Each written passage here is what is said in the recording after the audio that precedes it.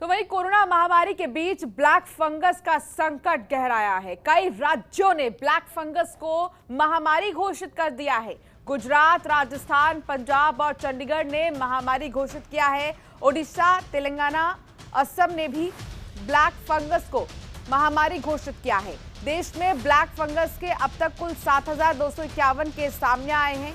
देश में black fungus से अब तक 219 मरीजों की मौत हुई है। सबसे ज्यादा ब्लैक फंगस के मामले महाराष्ट्र में आए हैं सामने। देश में कोरोना संक्रमण के साथ साथ अब ब्लैक फंगस तेजी से पैर पसार रहा है। केंद्र सरकार ने सभी राज्यों को पत्र लिखकर इसके लिए सावधान किया है और इस महामारी की अगर बात की जाए तो लगातार इसके संक्रमण को देखते हुए ही सावधानी की अपील भी की जा रही है। आपको बता दें कि इसे महामारी एक्ट के तहत अधिसूचित रोग घोषित करने को कहा है। अब तक चंडीगढ़, असम, तेलंगाना, राजस्थान, गुजरात, ओडिशा और पंजाब जैसे राज्यों ने इसे महामारी घोषित कर दिया है। तो लगातार केसेस तो सामने आ ही रहे हैं, लेकिन इन सब के बीच सावधानी की अपील बार बार की जा रही है। ज्यादा से ज्यादा सावधानी बरतनी होगी। ममता, हमारी संवाददाता हमारे साथ जुड़ी हुई हैं लगातार। ममता, 7,251 केस अब तक सामने आ चुके हैं ब्लैक फंगस के। ताजा आंकड़े क्या कहते हैं? जहाँ एक तरफ पूरा देश कोरोना महामारी से जूझ रहा था, वहीं दूसरी ओर एक और जानलेवा बीमारी सामने आई है ब्लैक फंगस के तौर पर, जिसको लेकर संकट कहा जा सकता है कि बढ़ता जा रहा है। देश भर में अभी तक तकरीबन 7,251 केस सामने आ चुके हैं, जिसमें से तकरीबन 219 लोगों ने अपनी जान गंवा दी है इस बीमारी के चलते। और अगर इस बीमारी की बात करें तो लगातार सरकार की तरफ से भी लोगों को एहतियात बरतने के लिए कहा जा रहा है। और अगर देखा जाए तो चंडीगढ़, असम, तेलंगाना, उड़ीसा, गुजरात और पंजाब जैसे तमाम राज्य हैं जिन्होंने इस बीमारी को लेकर महामारी भी घोषित किया है।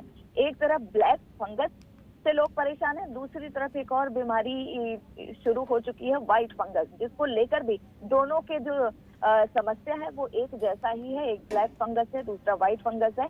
ये जिस तरीके से ये बीमारी कोरोना के खास तौर के जो मरीज हैं जो उसके चपेट में आ रहे हैं, ठीक होने के बाद उन लोगों में ज्यादातर इस बीमारी का संक्रमण देखने को मिल रहा है। तो कहीं ना कहीं देश के लिए मुश्किल का दौर है। लगातार जो समस्याएं हैं वो बढ़ती जा रही हैं। कोरोना से निपट नहीं पाए थे कि ब्लैक फंगस का जो मुसीबत है वो लोगों को घेरने लगा है। चलिए, बहुत शुक्रिया इस तमाम जानकारी के लिए ममता। तो वहीं महाराष्ट्र में कोरोना संक्रमण के मामलों में गिरावट आई है। पिछले 24 घंटे में कोरोना के 29,911 नए केस दर्ज किए गए हैं। बीते एक दिन में कोरोना से 738 लोगों की मौत हुई है। बीते एक दिन में 47,371 लोग कोरोना से रिकवर हुए हैं। मुंबई में कोरोना के 1,425 नए केस सामने आए। मुंबई में 59 मरीजों की मौत हुई है। बीते एक दिन में 1,460 लोग रिकवर हुए हैं। महाराष्ट्र में कोरोना से अब तक 85,355 लोगों की मौत हुई है। अब तक 54,97,448 लोग कोरोना से संक्रमित हुए हैं। लगातार कोरोना संक्रमण के मामलों में गिरावट अब देखी जा सकती है। पिछले 24 घंटे में कोरोना के 29,000 से ज्यादा मामले सामने आए हैं और 700 से भी ज्यादा लोगों की मौत हुई है। हालांकि लगातार कहा जा रहा है जो भी कोरोना के प्रोटोकॉल्स हैं उनका ध्यान रखें। नए मामलों के सामने आने के बाद राज्य में पॉजिटिव मामलों की संख्या बढ़कर 54 लाख से भी ज्यादा है। राजधानी मुंबई में कोरोना के 1,425 नए केस सामने आए हैं और 1,460 मरीज पिछले 24 घंटे में ठीक हुए हैं। इस वायरस की वजह से शहर में 59 और मरीजों की मौत हो गई है। इस तरह से नए मामलों के सामने आने के बाद मुंबई में पॉजिटिव केस की संख्या अब 6,93,644 हो गई है। अब तक 6,47,623 लोग रिकवर हो चुके हैं। मृतकों का आंकड़ा बढ़कर 14,468 हो गया है और एक्टिव केस की संख्या 29,525 है।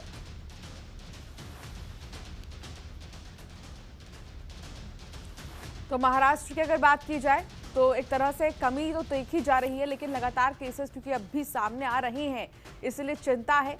पिछले 24 घंटे में कोरोना के 29,000 से ज्यादा मामले सामने आए हैं। बीते एक दिन में कोरोना से 738 लोगों की मौत भी हुई है।